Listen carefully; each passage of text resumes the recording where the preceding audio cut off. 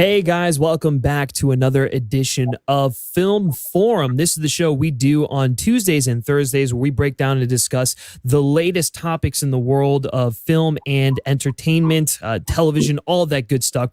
We talk about a lot of movie news, and the best part about it is that you all have a hand in the creation of this show. This show is, of course, brought to you by our patrons over on Patreon, who, if you join a specific tier there, you get to suggest topics for this show. So we always love to give them a special shout out for that. I'm, of course, your host, as always, Griffin Schiller. And before we get into our guests today, I do want to let you guys know we usually do these shows at 10 a.m. Pacific time. I was planning on doing it at 10 a.m. Pacific time. Today, I had everything set up, ready to go. And I was feeling a little tightness in my chest. And given some of the people that I live with, I felt it was the most responsible thing to just put the show on hold, go get a COVID test and come back. Just so you all know, I'm feeling fine. I'm okay. I literally just worked out like 2 hours ago, or maybe like an hour ago or something like that. I was breathing fine, but you always got to be cautious about this sort of thing and do what's best, not only for yourself, but for the people around you all. So listen, it was just one of those things where I just had to, take care of the health and safety of myself and everyone around me first before I, even considered doing one of these shows. So, but I'm glad that we were able to do it today because we have a lot of great movie news topics to talk about today that I wanted to get to before the weekend. But of course, like I said, I don't do these shows alone. I am joined by Miss Sharronda from Pay or Wait. Sharronda, how are you doing? Hi, I'm doing great. How about you? Well, I'm glad you're better. Yeah, thanks. No, yeah, I'm doing okay. I'm doing fine. Like I said, I really, I didn't feel like anything was wrong, but you have to be careful.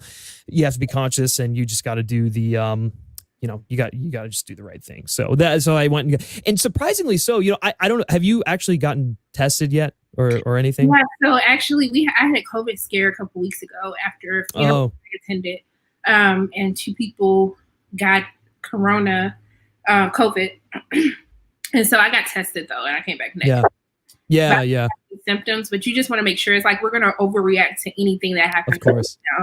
Yeah, no, for sure. Well, and I don't know about you, but I got tested once before because I traveled. So I was like, okay, I'll come back and I'll make sure I get tested. But the first time when I went to go, the line, it literally took us 3 hours to get our test done. It was like we sat in our car in a drive-up line for 3 hours. It was a free. What'd you say? Was it a free test? Yeah, it was a free test. Yeah, so that's how it happens. I actually ended up making a doctor's appointment, and like they do a pre-screening, and then they call you in for an appointment. So when I showed up, they tested me. I went on about my day. Yeah. Okay. Yeah. Gotcha. Yeah. See, today it was like the complete opposite of my previous experience. Like I literally it took 10 minutes to get there, drove right up. There was literally no one in line. I was like, wow, you guys, I guess you guys don't really have as many people in line. She's like, nah, it hasn't been like that for a while. Yeah. And I was just like, yeah, I'm like, wow, okay, all right, good for you all. Like, that's awesome. So yeah, it took me like a couple of minutes or probably 15 minutes round trip. And it was really easy. So I still, the sticking of the thing up the nose though, I don't. Oh, it's very uncomfortable. It's very uncomfortable. And I'm like, yes, it does. And your nose stings. Like when you got chlorine in your nose in the pool, that's what it feels like afterwards. Yeah, that's a great point. And like your eyes start watering and it just oh my God. This is uncomfortable. Yeah, it's not pleasant to say the least. But listen, guys, we're here to talk about movie news. We're not here to talk about COVID and all that stuff. So we're going to jump right into it. So we will be addressing Nia DaCosta directing Captain Marvel 2. That'll be probably our second topic that we talk about. But before we do that, because I know Sharronda has so much to say about this, we're going to be talking about Mulan heading to Disney Plus. So Variety, I think, originally broke the news, or someone like that. I don't know, one of the trades did, or maybe Disney even reported it themselves. I don't really remember, but the information I have is coming from Variety. So they're reporting that Disney's live-action adaptation of Mulan will no longer have a theatrical release in the United States. Instead, they will release the film on Disney Plus for a rental fee of $29.99 on September 4th.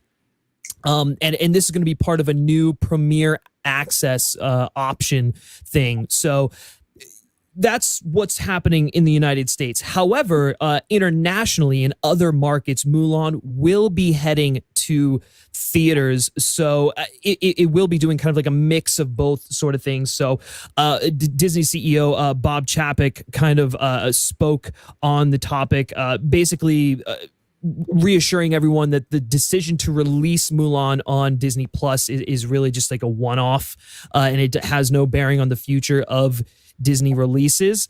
However, we'll get into that a little bit later on, because I do think it might have a slight bearing on some of the other pieces of content coming out in the fall, namely Black Widow. But Sharronda, I want to kind of toss this to you first, because this news broke.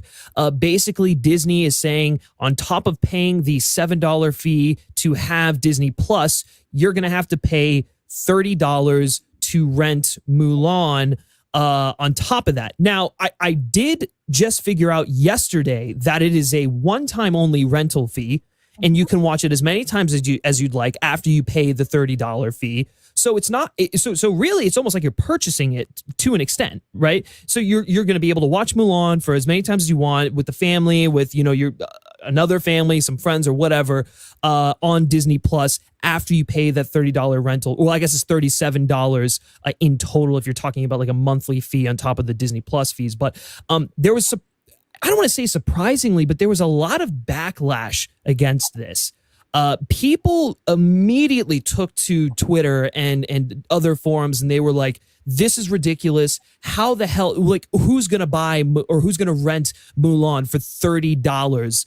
No, thanks. I'm just going to wait until it hits VOD and all that stuff. And I was really scratching my head at this, because in my mind, I'm thinking, wow, this is a steal. You get to watch a tentpole blockbuster from the comfort of your own home.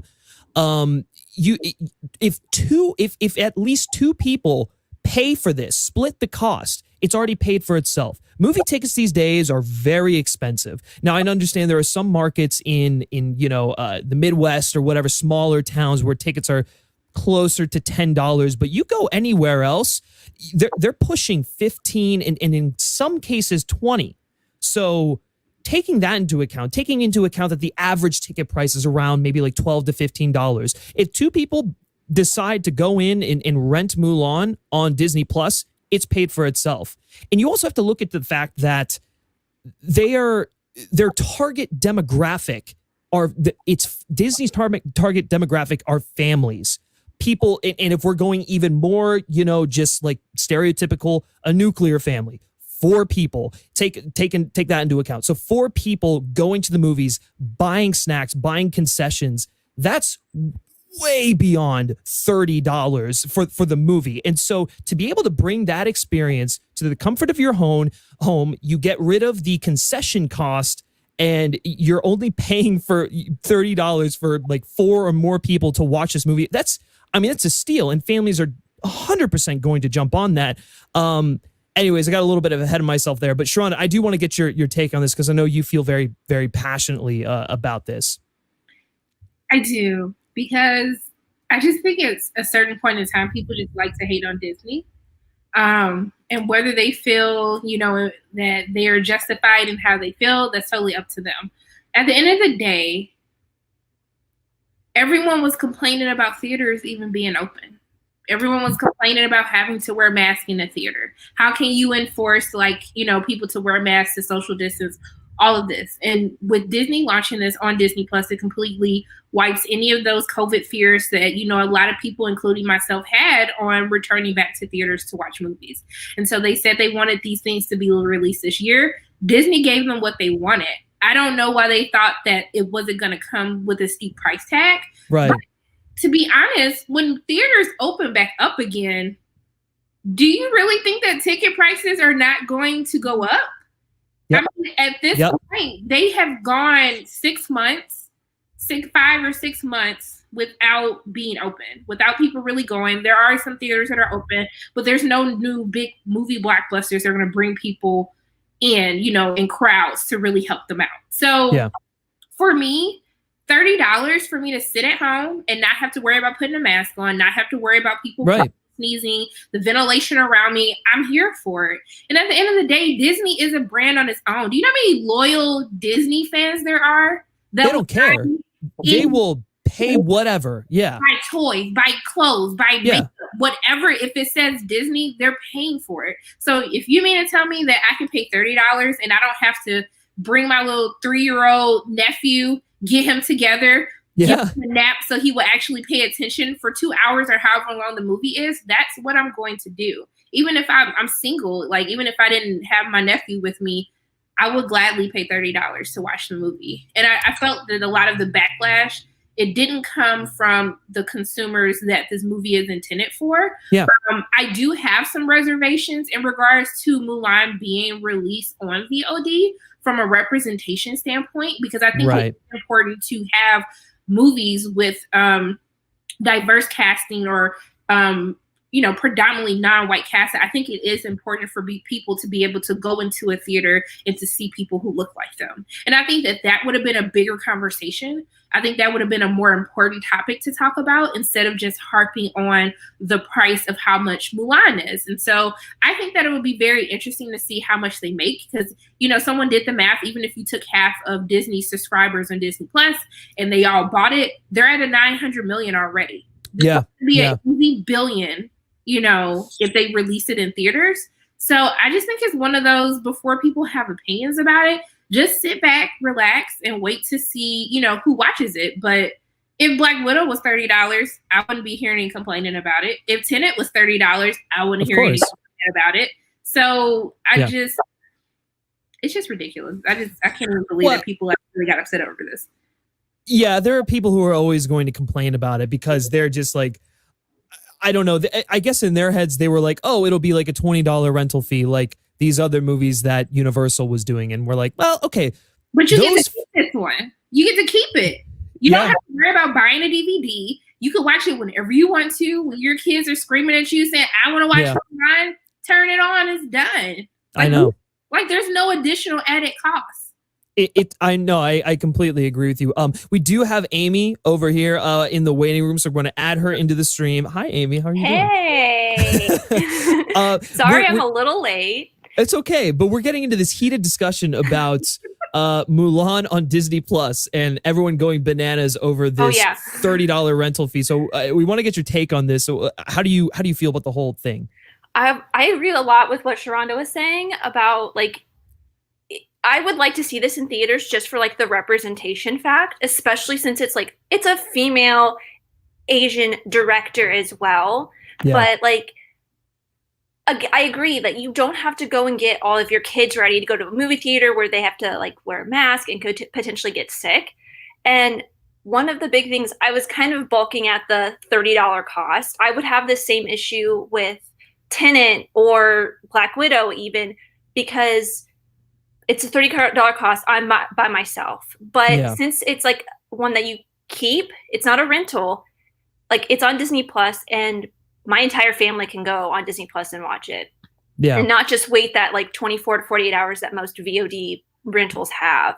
Yeah. And like, when I told my parents, I'm like, dude, it's going to be $30. I'm renting it this weekend. Watch it, because you're not going to be able to. And my mom's like, $30, that's a lot. I'm like, but there's 5 of us. If each of us watch it, it's $5. Right. For each of us. And that's the thing. I think some of the, like, you know, the jolty reactions are like, oh my God, $30. And people are thinking at it in the, you know, from the perspective of, oh my God, $30 per person. You're like, no, let's break this down a little bit more. If one person has Disney Plus, then at least like, you know, 4 other people around you probably are going to utilize that same account. If you were talking about your family and stuff like that. Yeah. So it's like, you do the math and you divide the 30 by 4, by 5 or whatever, and it becomes way more affordable than the average yeah. ticket price. So I agree with you. And the fact that it is a rental that you can rewatch on Disney Plus. I mean, it's technically not even a rental. It's a purchase. It's a $30 purchase. Yeah,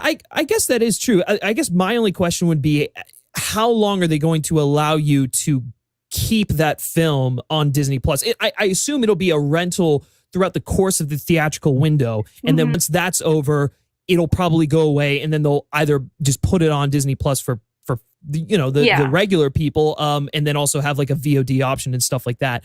So yeah, I don't again, I really don't understand what the issue. This is we have to look at the situation we're in right now. Theaters are not opening up. And if they are, it's very risky.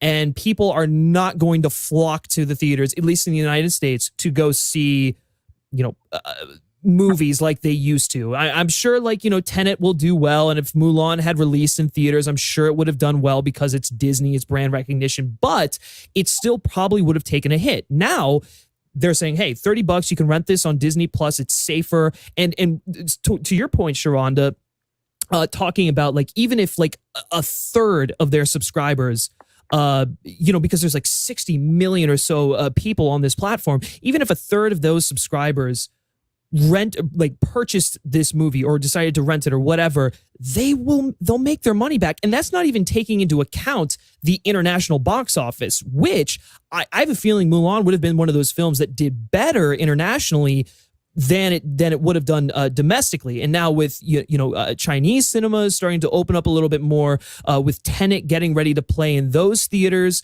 on September 4th, I assume Mulan will probably be there as well. I mean, I don't know. It's going to do fine, Yeah, I think I did some quick math earlier, and I think for them to even break even on the production budget for this, they only need 6.5 million of their Disney Plus subscribers to make a purchase. And it's if every single Disney Plus subscriber purchased it, they would do so well. And it's I know it's not even an issue. Yeah, I agree. But then, so I guess kind of moving away from just the absurdity of people complaining about this, because of course people are just going to complain about it no matter what. Obviously the attention sort of shifts to Black Widow in Soul. That's another one that I've seen brought up. People kind of talking about, okay, so if this proves to be a success, obviously Bob Chapek was talking about, this is just going to be a one-off event. We all know that money talks. And if this proves to be successful, do you think that we'll see a film like Black Widow or we'll see a film like Soul adopt a similar sort of approach to its release method? And then even going outside of Disney, do you think there's going to be other tentpole films that come out towards the latter half of the year that do something similar, that maybe find a streaming service, maybe a Warner Brothers movie that was supposed to come out later in the year? I don't even know, but they do something similar. Maybe. Yeah, true. Yeah, so, something like that. But I don't know, Sharronda, starting with you, what do you think? I think it has to be the right movie, right? If there were any movies I would release on streaming right now, it would be Zola, A24 Zola. I think that the film is based on something that was a social media phenomenon. I think that is the movie that you can release get talk about it. I think that Universal should release Candyman on VOD in October for Halloween. Put that thing on Peacock. Yeah, right. Mm-hmm. I think that's another one. They have the Peacock streaming service. I think that's another one that they should be able to release, but it has to be the right film. You can't just put any type of film. But I think for Black Widow, personally, I think Disney should hold on to that. I mean, that they have to hold on to that. It's just, I don't think it would be smart for them to put it on Disney Plus, because Marvel movies like that, people don't just see them one time. They see it more than one time. They go with different sets of friends to be able to watch it. And so I just think that's something that Disney should personally hold on to. But I think it's very unfair for studios or for the theaters to think that studios would really just be on hold for this undisclosed amount of time when they put the money into building their own streaming services to be able to have a backup to show their movies. And so I just think that hey, studios held out as long as they could, but at the end of the day, these are big corporations. They have money. They have to return the investment back to their stakeholders. It's just only so long that they can hold out in hopes that, we can save theaters. And that's banking on the fact that people are willing to risk their lives to go to the movies as well. Yeah. Yeah, for sure. Amy? I mean, that's basically everything that I was thinking too. It's like especially with a Marvel film, I saw Endgame in theaters, I think 3 or 4 times. And it's like, I probably will end up doing the same thing with Black Widow. I mean, I'm very excited for that film. And yes, it'll push the MCU timeline back as like even farther than it's already been pushed back. But it's like, people are going to pay the money to go see this in theaters. Like they're going to pay out the wazoo for any MCU film. And it's like, that's not like Soul, that would be a great one to do a tandem VOD theatrical because it's a kid's film, kind of like the way Trolls 2, it did so well. It's like that, I understand why they, like Universal and AMC made that deal to do that because it's like families aren't going to want to like suit their kids up and go to the theater. Yeah. And they're going to want to stay home and pay $30 for that to see it. Yeah, I forgot about the Soul thing. I do, for representation issues, Soul is really important to release in theaters. Yeah. I do agree on that. Have a Black animated film. And I think it's important for box office numbers in order for them to studios to be comfortable with making more films like that. I think something like Soul, you really need to give that a theatrical release because there's so many other factors. There's so like, this is kind of like one of the first that will really pave the way to just help for even more representation in animated films as well. Yeah. That's a good point. I guess the only reason I could see them putting something like Soul on a Disney Plus would just be because of the fact that I think it actually stands a really good chance of being nominated for Best Picture. Yeah. Just based off of everything that we've seen from it thus far, the premise, the creatives involved, the story they're telling, like that, it seems like Pixar could have another run at like, a Best Picture slot, especially this year when there's like not a lot of films coming out. Maybe it's, I don't know. I mean, do you think it's worth it to do that, to push for like prestige factor and awards consideration? I mean, you could. I mean, this year, what do we have? We had Trolls, we had Scoob, we have Over the Moon, which is an animated film that's coming out on Netflix. Another one with representation from the Asian community. I mean, if this was the year to do it, that would be it. But that's still us thinking that we're going to be having an Oscar ceremony in March. Yeah. I mean, they could hold out and wait for the year after Oscars. True. And like hold out and do a theatrical run so it can be nominated in that. Yeah, I guess the only problem with that is that the field will be so crowded because you'll have all the movies from this year that are coming out in the next year.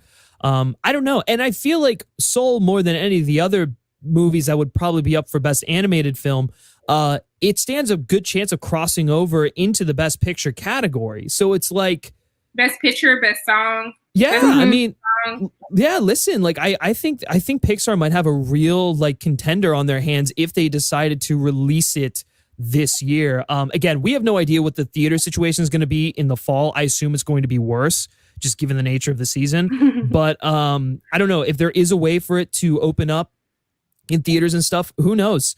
Who knows? But actually, Marshall Boy in here says something really interesting that I didn't think about. He was saying, put Candyman on VOD because my family-owned theater near me will still play it. Hope they don't delay it. That's actually something that I've seen a lot of small theaters do, is all these movies that are going on to VOD, they've taken them and they've just been playing them in their theater. So even though a film like Mulan or or Soul or whatever, like whatever movie decides to go to VOD next, even though those films are headed to VOD, that doesn't mean that these independently owned theaters can't play them in the smaller areas. So it's like there are still ways to experience these films in theaters. So has Walmart announced what they're doing with, like, will their drive-in theaters, will they have new theatrically released films? I don't actually know. Okay, because that's a whole nother factor. Mm-hmm. With Walmart, utilizing their spaces to bring, the drive-ins back. Yeah.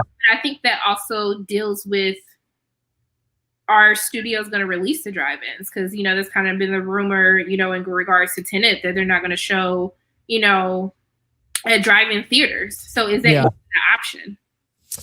I don't know. I mean, like, I think Tenet's sort of a different beast, as we'll kind of touch on a little bit later on. But I don't know. I can't see why they wouldn't consider doing like. I feel like Mulan would do great in a drive-in theater. Absolutely. Yeah, absolutely. Which, I mean, again, there are other, like, if you want to see this movie on a big screen, I feel like there will be options to do that. I mean, my God, there are some communities who have set up their own, like, outdoor theater or whatever, where they're projecting a film on for the people on the street to see and stuff like that. So it's like, I think there will be ways to do this. It's not the end of the world. I think people need to look at this as, look at the situation we're in. Disney's making the best of the situation. They don't know what to do, but they know that they need to make money, and they can't just keep pushing back all of their releases. Eventually, some of them need to come out. So why not try it with a tentpole like Mulan, I guess, is sort of their mentality. But anyways, guys, we want to know what you all are thinking about this topic. Are you going to pay the $30 to rent and basically own Mulan on Disney Plus when it hits theaters on September 4th? Do you think that maybe Black Widow or Soul are going to be next in line? Are they going to hit Disney Plus? We want to hear all about it down in the comment section below. All right. So sticking on Marvel and Disney and all that stuff, we have a really, really great story that broke yesterday about Captain Marvel. So Deadline broke the story. I believe it was Justin Kroll. He's basically reporting that Marvel Studios has found their director to direct the sequel to the 2019 smash hit Captain Marvel in Nia DaCosta, who will be directing. Well, she has already directed, but she's the director of the upcoming Candyman remake, which obviously saw a little bit of a delay there, but she will be replacing Anna Boden and Ryan Fleck, who were the co-directors of the first Captain Marvel, and in my opinion, they were probably the weakest link of that film, so I'm actually excited to see a new filmmaker take this on. But Boden and Fleck are still signed on to produce the sequel, and then obviously Brie Larson's returning as Carol Danvers. DaCosta met with Kevin Feige over the past weekend to discuss directing the film, and I guess it was just like an instant connection there because, lo and behold, she now has the job. So, Sharronda, I want to throw it to you first. Does this, director announcement excite you? What do you sort of make of it? Yeah, no, I'm very excited about this. I think the interesting thing about Captain Marvel is even though it was one of the, the 4 Marvel films to cross the $1 billion mark in the box office, I do think the direction of the film was the weakest link. And I think that it will be hard to convince a lot of people who might have felt let down by Captain Marvel if they were going to see another film by the same 2 directors. I think that is something that they needed to shake things up. It's kind of what they did with the Captain America, Iron Man. I mean, we've seen Marvel do things like this before. But I think also, too, it's a win-win. You have a new director. She's already going to be coming off of Candyman, which people are already excited about. If no one's seen Little Liz, it's on Hulu. It's a fantastic movie with Tessa Thompson and Lily James. I think that it was the best decision. And to have a Black woman directing, a superhero film, with this big budget. After the success of The Old Guard. And then, we're still waiting on Ava with the New Gods. If that happens with DC, I hope it happens. I think that it was a bold and it was a great move for Disney to do that. Well, it's interesting. It's interesting because this is like the first time that a woman of color like director is sort of following the trajectory that a lot of like white male filmmakers have. Like they did a really beloved indie film. They're doing like one of those mid-budget sort of movies, and now boom, immediately going to superhero blockbusters. So it's like, I hope that this becomes like a trend, because just based off of everything we've seen from Candyman and that like sort of like exploring the origin and the mythos of like the character and whatnot. I feel like she's going to knock it out of the park. And obviously, I mean, Kevin Feige must have seen the film if he reached out to her. And so, like, I don't know. I think this bodes really well for Candyman, and I think it bodes well for Captain Marvel too. Amy, does this get you excited as well? Oh yeah, like I haven't seen any of Nia DaCosta's work. I only found out about Little Woods today when I actually looked up her filmography. But I am super excited for Candyman, so I'm really, really interested to see what she's going to do with Captain Marvel. Plus, like, I'm always excited for a female director to be doing anything. So, sure. Like, this is just, I'm over the moon. Yeah. Yeah, no, I think that's the thing. It's like, on one hand, we have no idea what we're going to get, and it's really hard to judge this decision because, I mean, realistically, the only film that we've seen from her is Little Woods, but, like, just knowing the quality of that, knowing that, like, everyone is, like, really excited, everyone involved with Candyman is really excited about that one, and the buzz it's getting, the trailer looks amazing. Obviously, Jordan Peele has a lot of faith in her because he's producing it and he's pushing her. If that's trickling over into, Kevin Feige with blockbusters, I don't know. I feel like we could get a really compelling story here. Plus, with Carol Danvers and whatnot. Plus, if we look at the track record for horror filmmakers or filmmakers who have done stuff in horror who translate over into mainstream blockbusters. Like look at Scott Derrickson with Doctor Strange. Look at Sam Raimi with the Spider-Man films. Tim Burton, while not necessarily like a horror filmmaker, he's got those he's got horror elements to him, gothic sensibilities. Look what he did with the Batman movies. And so it's like, I feel like there's a lot of potential here for her to really put her stamp and mark on this film, especially when I think, I don't know how you feel, Amy, but at least with Sharronda and I, with the direction of the first, Captain Marvel film being like really subpar, for her to come in here and just sort of wipe the slate clean and do whatever. She doesn't have to build up to another Avengers movie. She can just, tell the story that she wants to tell. I feel I feel like there's so much room for improvement with the franchise, and what better than to get a young, exciting filmmaker in here who clearly impressed Kevin Feige if he just immediately hired her over a weekend conversation, Yeah. I just hope from a writing standpoint, I know Megan McDonnell's writing it. I really hope that they do address how we're going to handle Monica Rambeau. What is that going to look like? Especially with the crossover between WandaVision going into Captain Marvel 2 with Tiana Parrish. Right. How is all of that going to play out as well? Because this is more of a prequel, and I'm assuming there's going to be a time jump to after. I would assume it will be after Endgame has happened. Yeah, I mean, I don't really know too much about the story, but I'm glad you brought up the screenwriter because I forgot to bring that up. It's going to be written by Megan McDonnell, who's you said, I think, yeah, she's doing WandaVision. Yeah, excuse me. So, and that's supposed to come out, I believe, before Captain Marvel. So, yeah, it's like, will the two sort of tie in together, or is it just, I don't. Is she taking some of that Doctor Strange? Because wasn't Tiana? I was at Hall H when they announced this, and I felt like WandaVision was going to go into Doctor Strange. Right. So I'm more interested to see. I mean, I'm happy for the director, but I'm very interested to see where they're going to take the story. Mm-hmm. Yeah, no, I agree with you. And if it's someone who's really capable and promising, like Nia DaCosta, even if the script is a tad underwhelming, I'm sure she can boost it and make it better than what it would be. I do want to pose this question to you both. Do you think that because of her previous work with Tessa Thompson that we could see Valkyrie pop up in this film?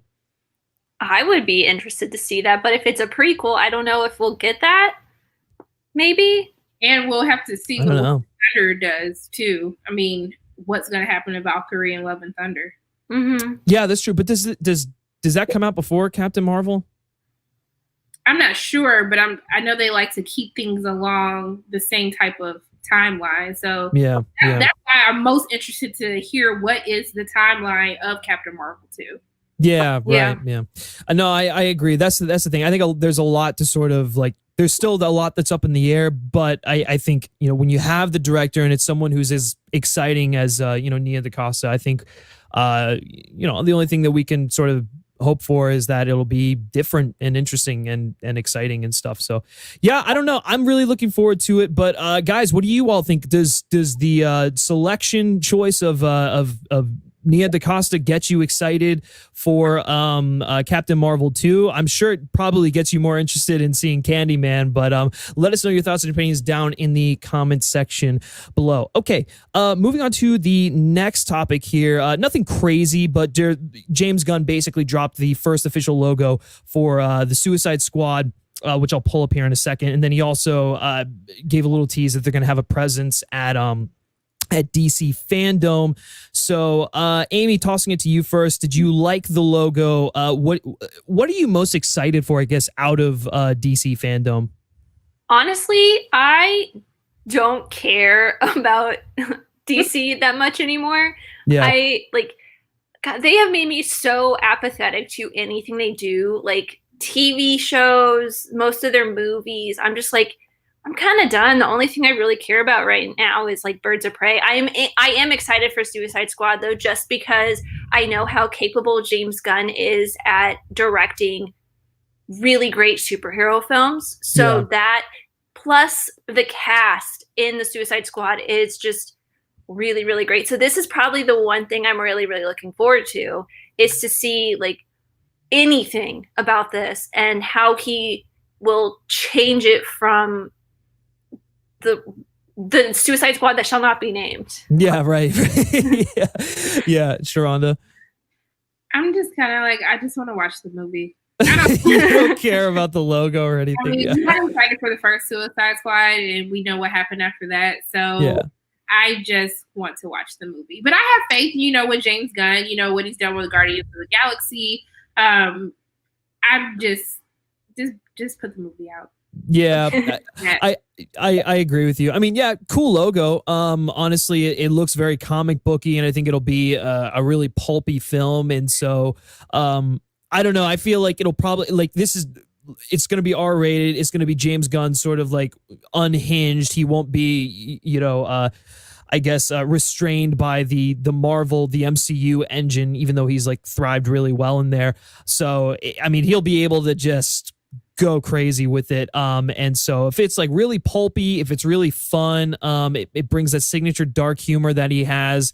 Obviously there's going to be a lot of characters in this movie, just if looking at the cast list, and I'm sure like 85% of them are all going to die. So like just taking that into consideration, that gets me excited. And so I don't know. I think for Suicide Squad, cool. You got a logo. Now at DC FanDome, you have to just really bring home why this is going to be amazing with just like a great trailer, which I think, I mean, listen, the first Guardians trailer was phenomenal. And so if Gunn even remotely has a hand in the creation of the trailer or just final approval or whatever, I think it'll be a really exciting piece of marketing.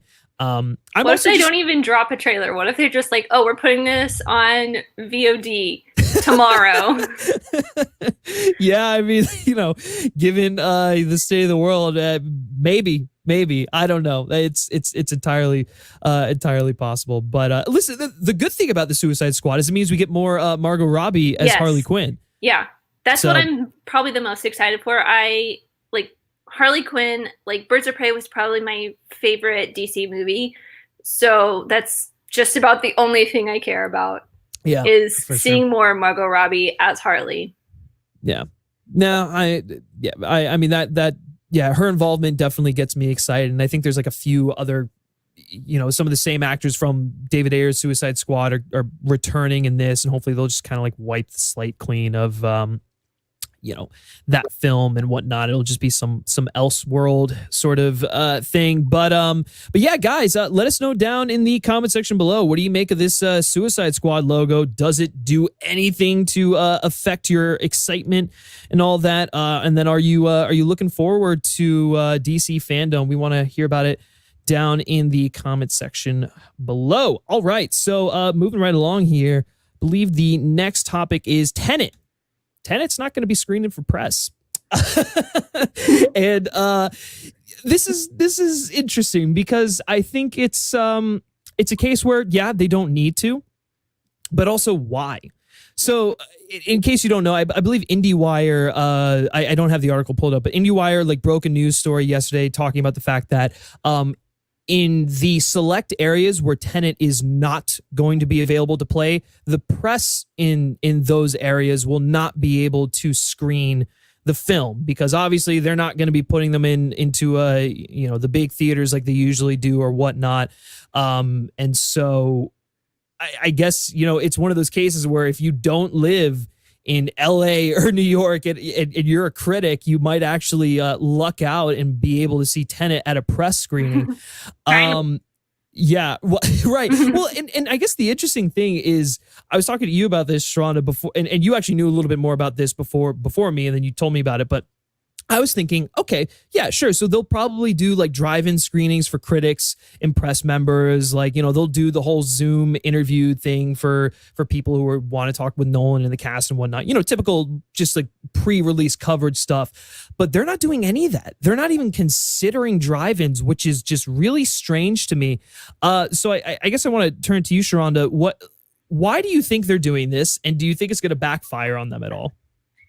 I don't really know why you wouldn't give people who have pre-existing conditions the chance to still be safe and watch, Tenet. I think it's a little odd. And I don't know if Nolan necessarily wants to protect the integrity in which the film was shot. Like, he wants it, in IMAX. He has a specific vision for how the audience is supposed to consume his material. And I think that's fine. But I just think, given the times that we're in, I thought you just wanted your money. I thought we were here to save theaters. So save theaters while you're saving regular theaters, where a lot of people will feel more comfortable going to watch these movies. I don't know. I find it a little bit weird. So they're not doing junkets either for it?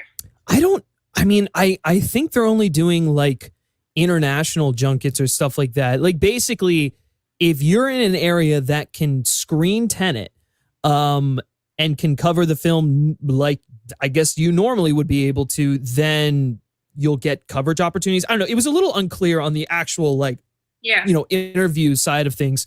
And to my knowledge, this was not a Nolan decision. Nolan said basically for the press of, it's like, you do whatever you want. And so this is a WB decision, which is even more baffling to me. They're probably tired of all the critics trashing Tenet this whole time. They're trying to tell people about releasing this movie, so they're right. Hey, we'll stick one to you. You can't. Well, you remember that thing? I don't know if you got the email, but like when they basically they sent out like a press email. I didn't get it, but I saw it on Twitter talking about, hey, we're going to be pushing the movie back. We really don't appreciate you guys like dunking on the film for all this stuff like that. They're basically telling us how we should. Like, no, that's not how that works, guys. Like, listen, if you're going to make like questionable decisions, it is our job to call you out on that. So it's, we don't tell you how to do your job. We understand it's very stressful. Don't tell us how to do ours. Like, so it's just a weird sort of like rift that's sort of formed between, I guess, the press and WB over Tenet. I don't know. Yeah, I think it's just one of those things. This is just another one. Just wait till it comes out. I hope that everyone's safe and nothing happens to anyone. Yeah. But I do think that situations like this, I think that it's very great for smaller publications or people who don't typically live in LA and New York, where, you always have early access to everything. You get your reviews out sooner. I think that's like the only, I just really hope this movie is good. Because, honey, if we didn't went through all of this, and it isn't good, oh my God, they never, ever hear the end of it. It will be like scathing reviews. I agree with you. I do. Yeah, you make a good point there. Amy, do you have any thoughts on this? I'm technically not press, so I have like no stake in this whatsoever besides as like a casual film viewer. But no, I will be so upset if there's all of this hubbub made and it's just, this is Nolan's worst film. I can't see it happening. I can't either. Let's be real. I've never not liked one of his films, and I've seen all of them, I think, but one. And I'm just like, I don't see that happening, but it would be hilarious if that is what happens. Yeah, I think we'd all be a little bit broken if that's the case. Like, honestly, they'd never hear the end of it. But here's the other thing.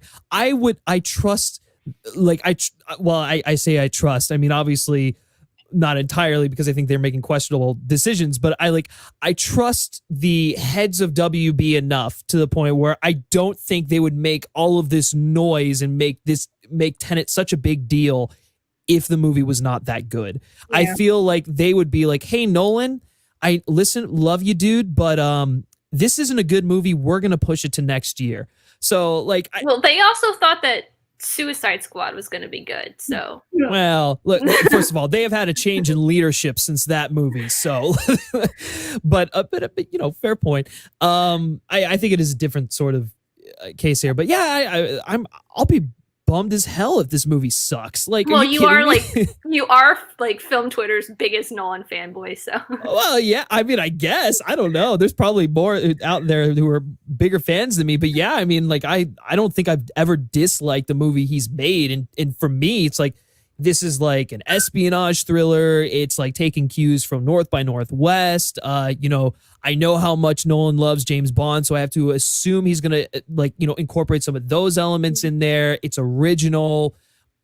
Listen. Plus, look at the actors, like the starring actors' track records. Like, ever since Twilight, Robert Pattinson has made so many great decisions on films that he attaches himself to. Yeah. So it's like he had to have read the script and talked to Nolan about it, and it's like, yeah, I'm on board. This is going to be great. And John David Washington, I've never seen him in a bad film either. Yeah, no, for sure. So I think we're in a good situation here, but it is weird that they're being a little, stingy about the press access, but I don't know. Listen, I'm sure many of us will find ways to see it. I'm so tired. I'm so fire here one more time. I want it to come out. I I'm going to come out, make your money. I pray that no one has this COVID scare at one of the theaters. Yeah. But I think everyone's just ready to be done, But I agree. Everyone loves Nolan. I mean, I'm sure it'll be a fantastic film. Yeah, I think I agree with you. I think that's the biggest thing. I'm ready for the conversation about when it's going to release to just go away. Yeah. I'd rather spend that time and effort talking about the film itself once it comes out. So anyways, guys, let us know if you have any thoughts on that. If you think it's kind of weird that they're, being a little, they're not going to screen Tenet for critics and all that stuff. If you have any thoughts on that, let us know down in the comments section below. Okay, moving on to, well, actually, Sharronda, do you have to go yet or no? In 5 minutes. In 5 minutes? The topic was. Well, the last topic, listen, we were going to talk about one more news topic, and then we were going to go into live questions, but I guess if you want to give your 2 cents on the last topic here, talking about Tom Hanks and Robert Zemeckis reteaming for Pinocchio. So Deadline is reporting this exclusive that Tom Hanks is zeroing in on the Disney live action remake of Pinocchio. He's in early negotiations to play Geppetto, and then obviously Robert Zemeckis is being looked at to direct. Hanks, I believe, reached out to him directly to let him know that he wanted to do the film. So anyways, this is really interesting because the two of them haven't collaborated in a really long time. So I think it'd be cool to see them team up again, even though I'm not crazy about a live action Pinocchio. But Sharronda, what are your thoughts on this story here? Yeah, I'm not love Pinocchio to death. I'm sure Pinocchio was a great person, but I'm okay. Yeah. I mean, yeah. But yeah, we're not going to talk. The last film that Robert did was The State of Marwin. Is that? Yeah, that was the last one he did. But yeah. I'm sure. Well, okay, that one was bad, but he also did the what was it called? Yeah, Welcome to Marwin. Welcome to Marwin. I had that on my list to see, and I didn't even go see it. I was like, oh, I'm gonna go see this. And I'm like, I don't care. It's not good. But but to be fair, I think the movie he did before that was The Walk with Joseph Gordon-Levitt, and that I didn't hate. I thought that was okay. Yeah, this was the last one that was in my brain, so I was just like, ooh, honey. Listen, yeah, I mean, the only reason that this like remotely gets me excited, it doesn't matter if it's Pinocchio, just seeing Hanks and Zemeckis sort of like come together again. Obviously, they did Castaway, they did Forrest Gump, a whole bunch of films in the '90s and whatnot. But yeah, anyways, Amy, do you have any thoughts on this? We've talked about this before, Griff, with how much I love Tom Hanks. Yes. And like he was my top choice to be Walt Disney, and I was very excited about that. And Mr. Rogers, even though I was not a big fan of that film, yeah, I saw this headline. I'm like, okay, more Tom Hanks, but also, okay, another live action Disney movie. When I have not liked any of them so far, and the only one I have hope for is Mulan. But that's also just like Mulan looks amazing, and all of these other ones did not. Yeah. Like I could care less. I'm gonna see it, but I couldn't care less. Listen, I have do it. They know we're gonna go watch it. Yeah. Yeah, right. You have to hate on it, but you're still gonna watch it. We're still gonna make $1 billion, so it doesn't matter. Yeah. I mean, I would really like it though if they put like a horror director on it and made it like a kind of like a house with a clock in its walls, kind of like little kids horror film. Especially with that donkey scene. Well, but I highly doubt that they do that. Netflix and Guillermo del Toro's Pinocchio. So there's your answer. So it's not this movie. It'll be the one that's done outside of Disney that's going to be better. Yeah, no, listen, I could rant all day long about Disney live action remakes and why they're just not for me. Or why the projects they're choosing to do those live action remakes for are not the right projects. We have seen Pinocchio in live action multiple times. If it's just going to be a direct translation of the Disney animated movie, I don't care. And Zemeckis, yeah, he's got that whimsy, he's got that sense of wonder to him, but he also hasn't really made a good film in a good while. Like, look, I liked The Walk. It's nothing to write home about, but it was fine. So I'm like, I guess reteaming with Tom Hanks is fun, but also, I don't know. It doesn't care. But I will say, for the casting of Geppetto, Tom Hanks is a good choice. You know? There's a horror version called Pinocchio's Revenge that scared me when I was little. If anyone wants to watch it, I will watch that. I'll watch that. That sounds better. It was a serial killer Pinocchio doll. Yes, give me that. Yeah. That sounds like a Shout Factory release or something. Oh yeah, right? yeah, oh yeah, for sure. 100%. It scared me when I was little, so. Yeah. Well, listen, guys, does Tom Hanks' involvement in this live action Pinocchio film for Disney with Robert Zemeckis directing, does that get you excited for the film? I have no idea. Seeing Hanks and Zemeckis back together. There's a comment on here that said live action Bambi. Sorry, I just had to point that out. Oh yeah, I guess. Are they going to do Lion King again? Yeah, I don't need to see that. The part with Mufasa, the death, it is so bad. It's painfully bad. So I don't know. I don't think listen, I don't really care about this, but it is interesting to see that they'll be teaming up again. I just wish it was for a better project. But let us know your thoughts and opinions on that down in the comment section below. Sharronda, I believe you have to leave us, correct? I do. Let everyone know where they can find you. And thanks again for coming on this. I know it was a little bit of a delay here. You can find me at Payrweight on all social media, YouTube, payrweight.com website. Yeah. There you go. Yeah, go check her out. You've been doing some great interviews over there recently. A lot of the Netflix movies, you've been getting some great stuff on there. So definitely definitely go check her channel out and everything. And have fun on the stream you're about to be on. You're leaving our stream to go on another stream. I'm a little offended. I'm not going to lie. I'm sorry. It's okay. All right. So I will remove Sharronda from here. And then, listen, guys, we'll be taking your live questions for the rest of the duration of this show. So feel free to start sending them in, whatever you want us to talk about.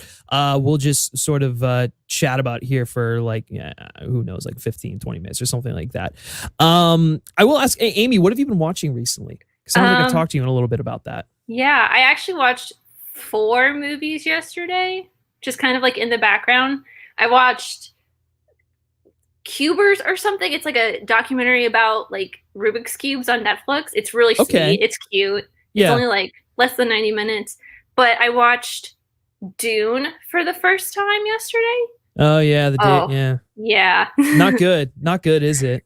No. I was just like, it's a lot. Yeah. And I really, really, really hope the new one is just, I hope it makes it more easier to digest. Yeah, I was, that's the thing. I feel like that movie, people, like audiences didn't really like that film because obviously it's David Lynch, so it's a little less accessible, but also like fans of the book didn't like that film because it was so different from what they already did. So I can't imagine. I have to imagine that Denis' vision, as someone who loves Dune, and who's like really passionate about this remake and whatnot, I have to imagine it'll be better. And from people that I've talked to, I feel like the book of Dune, like there's more action in that than there is in David Lynch's version. So it's it's a weird movie that really didn't work for me. Marshall Boy saying, check out Host, a good found footage movie. I'm glad you brought that up. Yeah, that is on my list to watch. I got a Shudder subscription, or at least I did the free trial, and that's been on my list to watch. Yeah, I watched it last night. Oh my God, it was great. The stress levels were astronomical. It was like it reminded me of the first time I watched Paranormal Activity. Like we're talking about like that quality of found footage film. And I love seeing films like this that just sort of come out of nowhere and like just take over the discourse and whatnot. And I love, like, look, when found footage films are done right, they're really good. They're really effective. Like the Blair Witch Project, Cloverfield, the first couple Paranormal Activities. The first, I think I don't remember Rec 2, but the first Rec is amazing. It's wonderful. It's probably one of my favorite, and I'm not a huge found footage film fan, but it's one of my favorite after the first Paranormal Activity. Yeah. I mean, listen, it's the first. I vaguely remember the first one, and I was like, oh, okay, that one's not an anthology one, right? I don't think so. I have the entire box set. I've only seen the first one. I remember seeing the first one, and I think in the class that we watched it in, we watched clips of the second one. So I think the first two are connected, and then the third and the fourth one are anthological. Okay. Yeah. But because I can't remember off the top of my head, but the first run, it's so great. Yeah, no, for sure. I remember watching at least the first one and really digging it, but yeah, no. And Marshall Boy also is pointing out the fact, it's only like 58 minutes. It's like it's not even an hour. Yeah, and it really just makes the cut of a feature. Yeah, exactly. I really hope Shudder just starts, continues to put more content out like that, because stuff like that it's a pleasant surprise done on a shoestring budget. It's fun. It's fun stuff. Yeah, and for sure. They're like subscription services, like super cheap comparatively to a lot of streaming services. Yeah. So sure. They had some great stuff on there. Even non-originals, like a lot of their stuff is still great. Yeah, and some of their shows, they have like some solid like docu-series on there, like the cursed films, like stuff that happened on like the set of The Exorcist and what, like that stuff's all really fun. They got the license for Eli Roth's AMC show. Yeah. I watched, like, Zach Pope was talking about how he got a Shudder subscription for Host, and I recommended him a couple documentaries that are Shudder originals or like Shudder exclusives that I absolutely love. And like, Shudder's a great service. I may keep it after my subscriptions or my trial's over. Yeah, honestly, I mean, like it was one of those where it was just like we kind of had access to, and we're like, oh yeah, maybe we'll watch, but it's like, well, I don't know, I don't really want to watch a horror film right now, and so it's like kind of hard to go back to it if you don't want to watch that. But like, I don't know, like the Texas Chainsaw Massacre is on there. I think they also have like some of the Friday the 13th, or maybe those are on HBO Max now. I don't remember, but they get good films in rotation on top of their original content. But and they have the Curse of La Llorona. Well, not the Curse of La Llorona, but they have a new La Llorona film coming out this Friday, which I've heard great things about. So, maybe they're really hitting their stride now. I don't know. I mean, it's really tough for a streaming service that is so niche to get quality content, because you got to build up that credibility. And so, I mean, really, I guess that goes for any streaming service, not just niche ones, but I feel like they're kind of at that point, Yeah. Okay, the Geeky Gator is saying John Wick 4 and 5 are now being shot back to back in 2021. Yes, that I did just see that. We should have a news article on that over on FilmSpeak.net soon. Other franchises like Avengers and Mission Impossible have done this approach. Do you think this will become more common? Well, actually, Amy, I'll let you answer that one first. I feel like this is actually, it's been a common practice since Lord of the Rings. Yeah. It's been I think they didn't do it with Harry Potter, because I don't think they did it with Harry Potter, but like they may have done it with the Deathly Hallows. That's the only one. But I mean, those two films, it's like you got to film those together anyways. Yeah. Otherwise, there's going to be so much. And I mean, granted, the actors were in their mid-20s when they shot that, so they're not going to change as much as it would be between like 1 and the way they changed between 1 and 2. But like, yeah, I feel like this has been a fairly like common practice for a while, and I don't know. It's not like, I don't know if it'll be like something continual, because although sequels are becoming like a big thing now.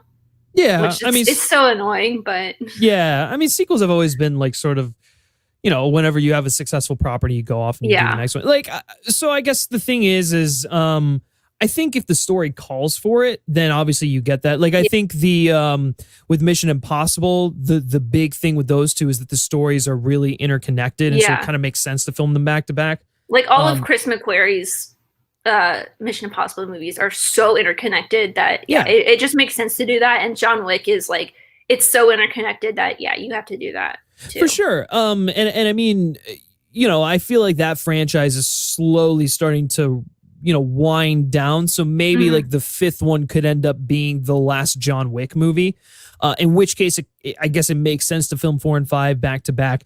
But I think it just, listen, in terms of just it becoming a more common practice, like Amy said, they've been doing that since like Lord of the Rings and even before that.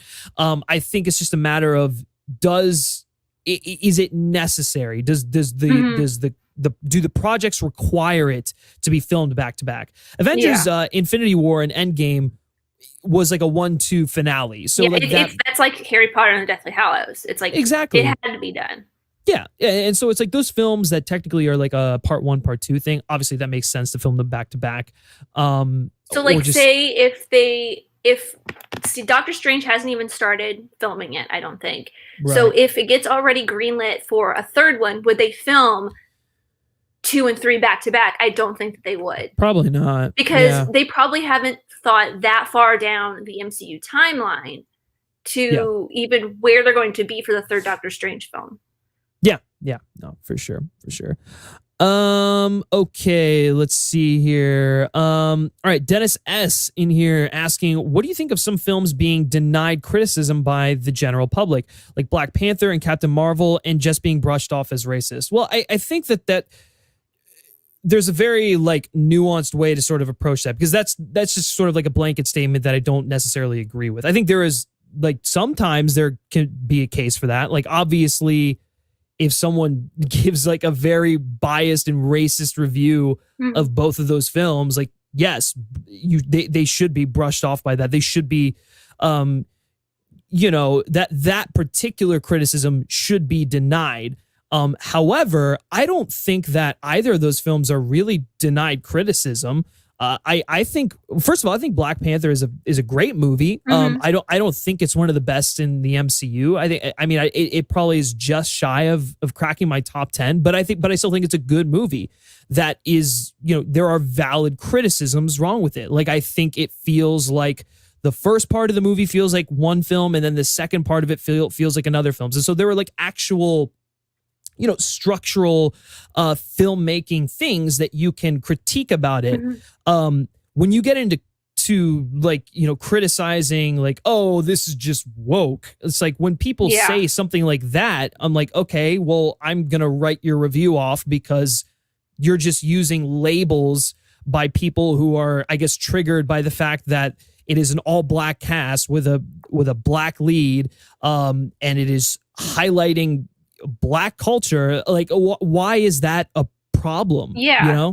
So it's like that thing, like I think it was with Captain Marvel and on Rotten Tomatoes, where people were just reviewing it and ripping it apart because it was like the first female-led MCU film. Before they had even seen it, they were like giving it like a rotten score. And it's like, it was all public, like criticism, like general public criticism, not like actual tomato meter critics. And I was just like, that makes sense, because it's like you're ripping it apart because it's being led by a female like actor. Like your argument has no validity. Your review has no validity because it's really just your opinion, which is a bad opinion. Right. Well, and I mean, I guess they could say, oh, well, Brie Larson made comments that like offended me. And I was like, I mean, did she? Like, she said that the film isn't like the target audience for this film is not straight white middle-aged dudes. It is like young women, which that's fine. Every film has a demographic. Like even movies in the comic book genre have a demographic that they're trying to reach. So it's like, sure, maybe I don't know, maybe her comments rubbed you the wrong way or whatever, but like, critique the movie on what it is. Like, don't critique it on her comments. That's just showing that you're really thin-skinned and you just, that you're neglecting to, I guess, reconcile with your privilege or whatever. Or it's like it's like the world doesn't revolve around you. Yeah, I know. Not everyone is a straight white male who's like obsessed with comic books. Like, there are women who love comic books who want to see themselves represented. There are black people who want to see themselves represented. It's like you are not the target demographic for literally everything in the world. Yeah. And I think that's the problem is like they're just people always I don't know. There's just like a certain level of fandom where they're just the gatekeepers.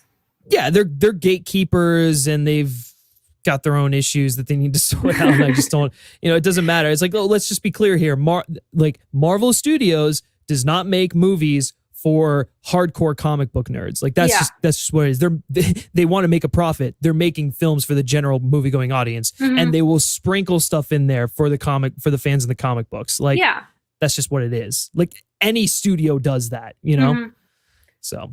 Okay, let's see. Take a couple more questions here. Dennis S. kind of following up on that. Yeah, right. I was talking about valuable criticism, just to be clear. I've seen a lot of people write that off as racist too, which is why I asked. Gotcha. Cool.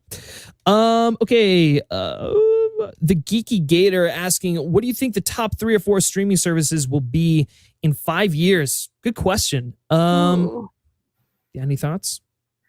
Disney Plus for sure. I think they've already made a huge mark, and Netflix has been consistent since I don't know, how long have they been around streaming? I remember getting that in college, and that was almost 10 years ago. I think House of Cards was their first massive breakout show. So whenever that started, and then Orange is the New Black and stuff like that. Hemlock Grove, do you remember that? Oh yeah. Yeah. I didn't watch it, but I remember it. And Peaky Blinders, I think. Yeah. It was BBC, and then Netflix got it. Yeah, something like that. Yeah. But no, I agree with you. I feel Netflix and Disney Plus are definitely going to be 2. I I feel like HBO Max, at least for me, like HBO Max has become a major go-to, not because of original content, but because of legacy content and, just general access to HBO. So, I mean, already, boom, they've got my money there. So those three for sure. But I don't know. But the thing is, like, I don't know how HBO Max sort of fares with the general people. Like with all of their licensing issues, like recently, yeah, they lost Harry Potter and the Dark Knight trilogy to Peacock. So it's like, it's weird. Yeah.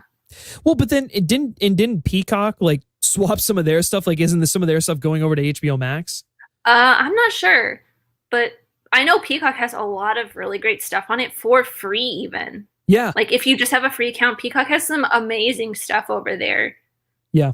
Yeah, no, I for sure. I don't know. Do you think Peacock becomes one of the top streaming services?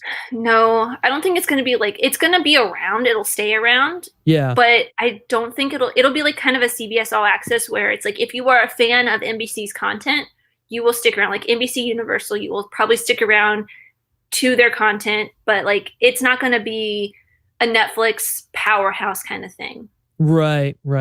Yeah, I feel well. Gosh, we're forgetting about Hulu and Amazon Prime. Yeah, I mean, they've all been around a long time too. Yeah. I mean, like Amazon, and I was literally about to bring this up, and then Kieran Douglas brought it up. Yeah, I just saw that. Yeah, Amazon could get really big because of their Lord of the Rings show. Yeah, I mean that's the thing. Like, first of all, Amazon is most people already have access to Amazon Prime because they have Amazon Prime, so they automatically have the video portion of it. They've got a lot of great original content on there. Plus their film catalog is solid. Plus, like, that is how people sometimes rent movies. Like they just will rent them on Amazon Prime. I use Apple stuff, but, yeah, I don't know. I think if I had to guess right now, I'd say, Netflix, Disney Plus, Apple TV Plus, and Amazon Prime. That would probably be my, that'd be the ones that I go with. Like, and Hulu would be kind of like, just encroaching on that, but I kind of loop that in with Disney Plus because it's like I guess that's true, the mature version of Disney Plus. I guess, and that's a good point. But actually, honestly, that's a good question, guys. What do you think are like the top 3 or 4 streaming services that are going to be like massive 5 years from now? Hopefully, I have to imagine HBO Max is going to be one of them.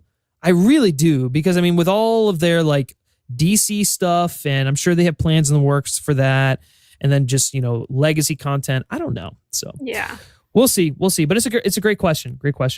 All right, let's see. Okay, Dennis asking, what is the most flawless movie in all aspects you have ever seen? Oh, that's Amy? a hard question. There's so many movies that I'm just like, this is so perfect. God, I don't even know. Oh man. I mean, I always say like Lord of the Rings. I watch Fellowship almost once a week. I really love Lord of the Rings a lot, and I love Harry Potter, but that is got major flaws. God, I don't know. I have no idea. The Princess Bride. I'll just say that. The Princess Bride. and that's a Criterion film, so there you go. You make a good point with the Lord of the Rings trilogy. I really do think that is a just flawless entity. It's one of the best book to film adaptations, even though there is some discrepancies between the films and the books and things, but it's like it's done so well. And I've been watching the documentaries on the extended edition, and I'm just like, how much care that Peter Jackson put into these films is insane. Yeah, I think that's the thing. Is like, if you love movies and you love filmmaking, go watch the behind the scenes like features on the extended edition of Lord of the Rings. It's right here. Yeah, it's on my floor right next to me.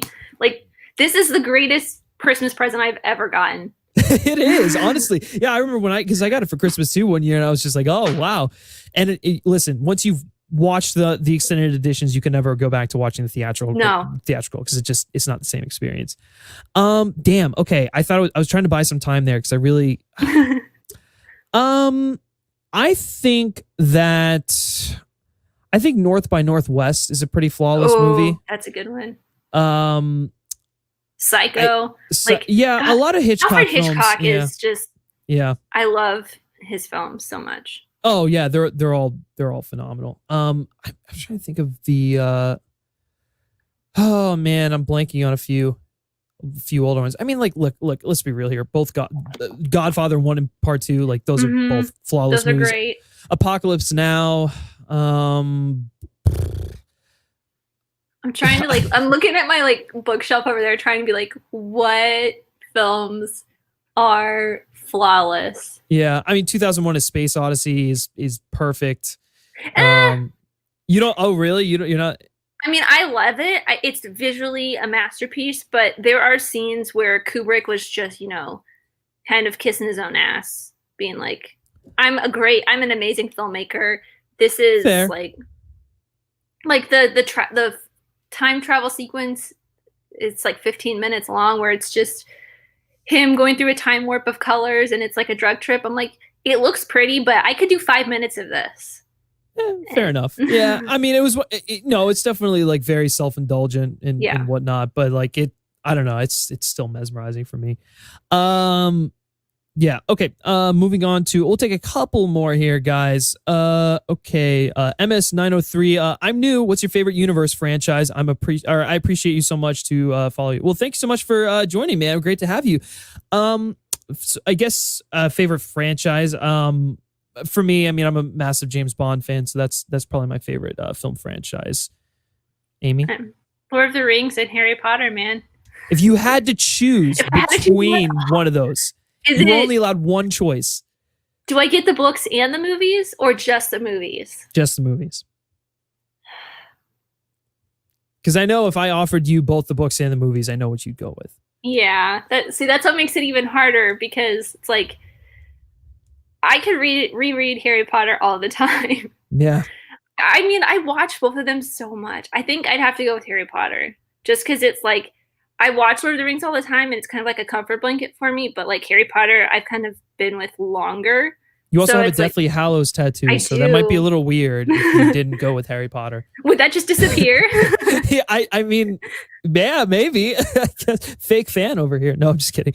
I've been told I'm a fake fan because I only have you can only see 6 of the books here, and someone commented on a video and they're like, you only have the first 6 Harry Potter books. I'm like, well, you can only fit 6 on this one shelf. Believe me, the Deathly Hallows exists in my library. It's there. I have 2 copies of it, so just chill.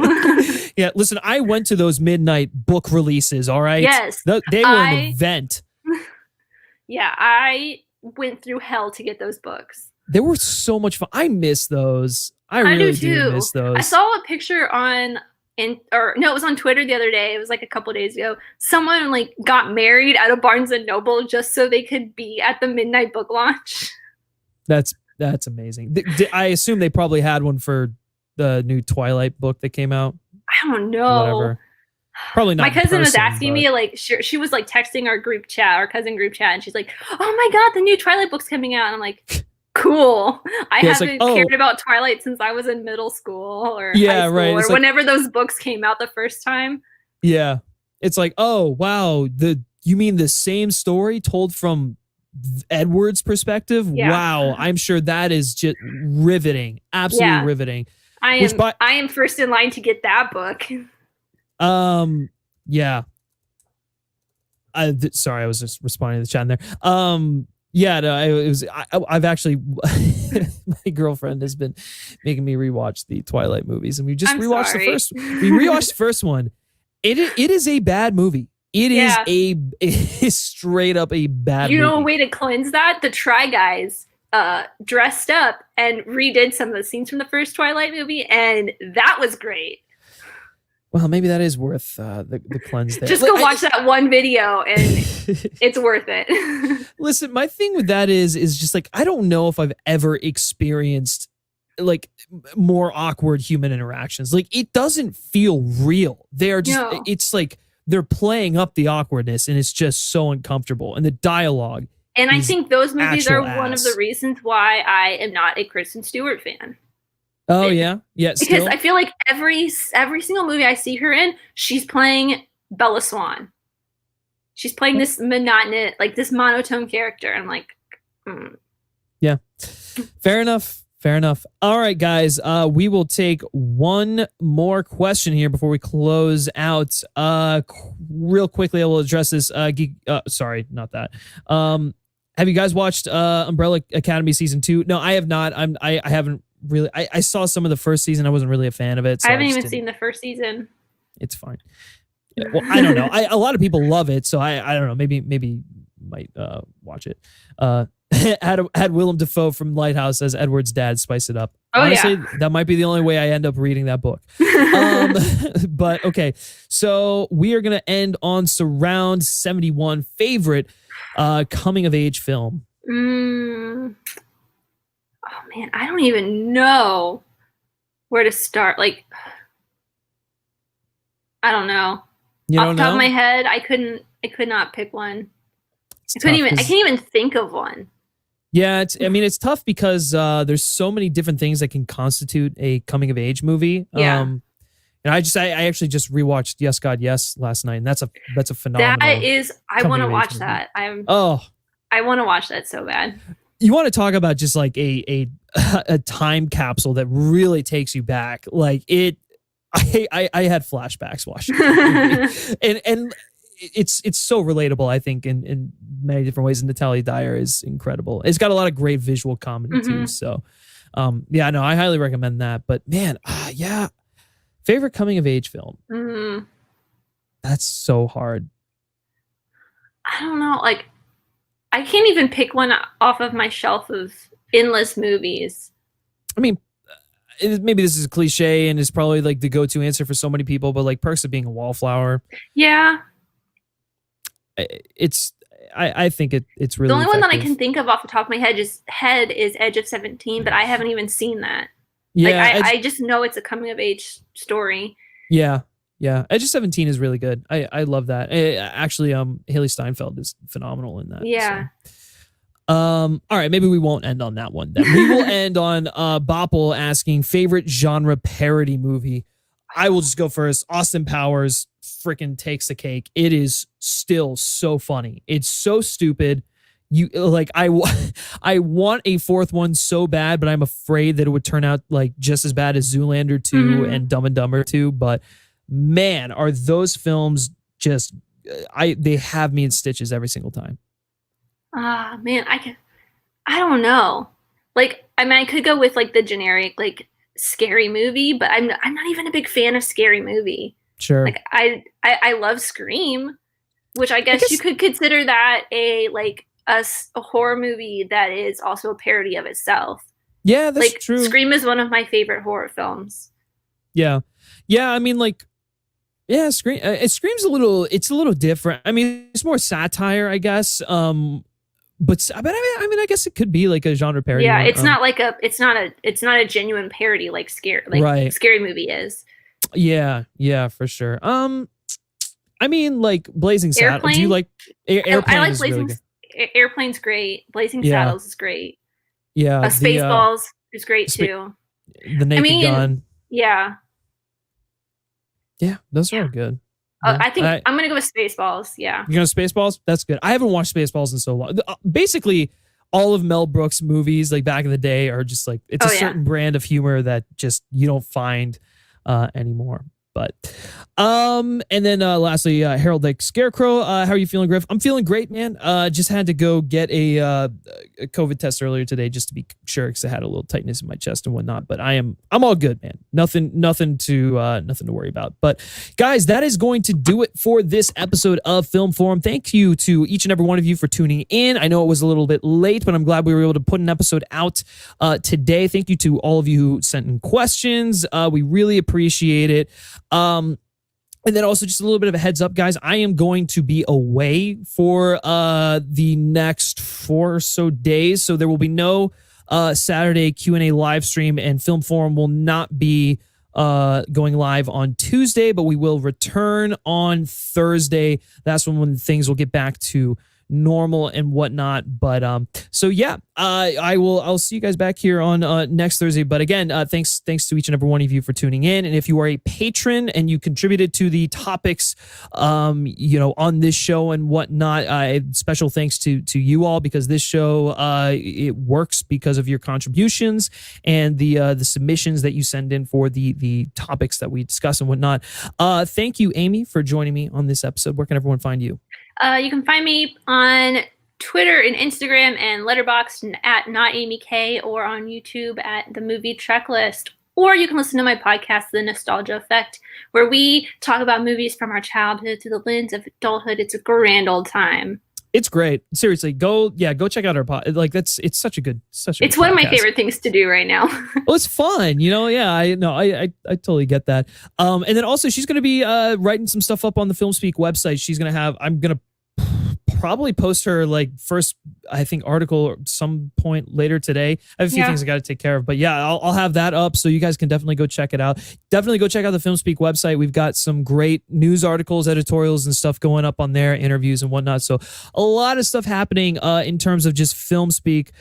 So thank you all for being a part of the journey here. If you haven't done so already, be sure to like this video, share with your friends, and subscribe to this channel for more episodes of Film Forum, more movie reviews, interviews, all that good stuff. We like to say that the conversation here continues after the credits. This is obviously a great way to continue that conversation. And so if you want to be a part of all that, you're definitely in the right place. Subscribe to the channel. You can like FilmSpeak on Facebook, follow us on Twitter simply by searching FilmSpeak. And lastly, guys, if you like me specifically and you like what I have to say, you can give me a follow on Twitter at Griff Schiller. All right, guys, that's going to do it for this episode of Film Forum, and I will catch you next Thursday.